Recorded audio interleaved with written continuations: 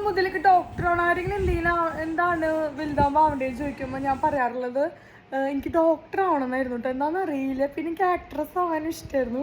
പക്ഷെ അതെന്തുകൊണ്ടാണെന്ന് വെച്ചിട്ടുണ്ടെങ്കിൽ ഡോക്ടർ എനിക്കിങ്ങനെ സർജറീസ് കാര്യങ്ങൾ ഇപ്പോൾ വല്ല മുള്ളുകുത്ത് അല്ലെങ്കിൽ വല്ല കുപ്പിച്ചിലൊക്കെ കയറി എനിക്ക് എടുത്തു കൊടുക്കാൻ എനിക്ക് ഭയങ്കര ഒരു ഇഷ്ടം കേട്ടോ. എന്താണെന്ന് അറിയില്ല.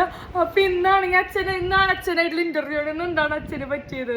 അച്ഛൻ ഞാൻ ഇങ്ങനെയാണ് രക്ഷിച്ചത്. കണ്ണില് ഒരു കരട് തടഞ്ഞ പോലെ തോന്നി. അപ്പൊ ഞാൻ നോക്കിട്ട് കണ്ടില്ല, അതുകൊണ്ടാണ് നിന്നോട് നോക്കാൻ പറഞ്ഞത്. ഞാൻ നോക്കിയപ്പോ ഉണ്ടല്ലോ ഗായ്സ്, ഒരു ഉറുമ്പ് ഉണ്ടല്ലോ. സാധാ ഉറുമ്പ് നമ്മളിങ്ങനെ കൈ കൊണ്ട് എടുത്താൽ പോയില്ല, ഇത് പോണില്ല.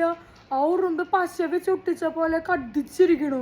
എന്നിട്ട് ഞാൻ അതിസാഹസികമായിട്ട് ഞാൻ അച്ഛനോട് ചോദിച്ചു, അച്ഛൻ ചിലപ്പോൾ വിളിച്ച് കണ്ണിന് എന്തെങ്കിലും പറ്റും.